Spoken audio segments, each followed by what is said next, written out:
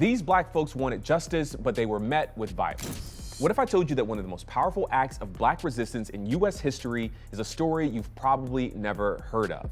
In the red summer of 1919, racial tensions engulfed the nation, and Elaine, Arkansas was no different. I'm Garrison Hayes, and this is Town on Fire. Elaine was a majority black cotton town less than 100 miles from Memphis, built on the exploited labor of black people from slavery to sharecropping. And a storm was brewing. As black men returned from war and black land ownership grew across the country, resentment was starting to set in. And black sharecroppers in Elaine were tired of exploitative wages and constant injustices in their majority black town. So they came up with a plan. They'd unionize and demand better conditions. This wasn't just a fight for fair pay, it was a battle for black dignity and respect. But the white ruling minority didn't want that. On the night of October 1st, Elaine's deputy sheriff arrived at a local black church to disrupt the union meeting taking place there. Though details are fuzzy, what is certain is that gunfire erupted between armed black guards protecting the meeting and the law enforcement seeking to disrupt it.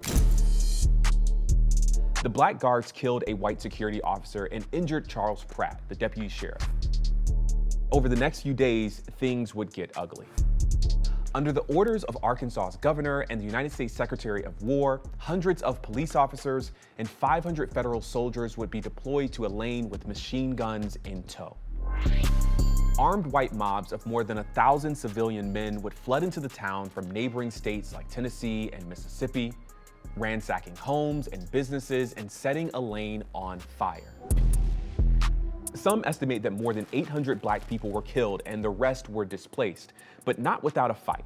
Surprisingly, no white people were arrested, though 122 black people were charged with crimes like murder and night riding. 12 black men were sentenced to death, and 65 others were sentenced to 21 years in prison.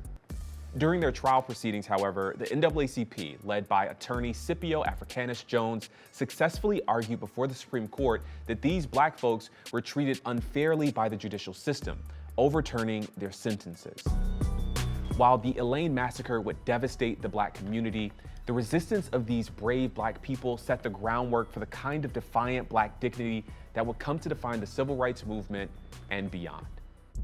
Today, descendants of the massacre's survivors demand reparations. One descendant said this: "Our people became poor overnight and are still poor. After 1919, there was no more wealth for African Americans here. We want our land back, the land our people once owned." This is Town on Fire, a 5-part series about the history of lost black economies and the lessons we can learn from them today.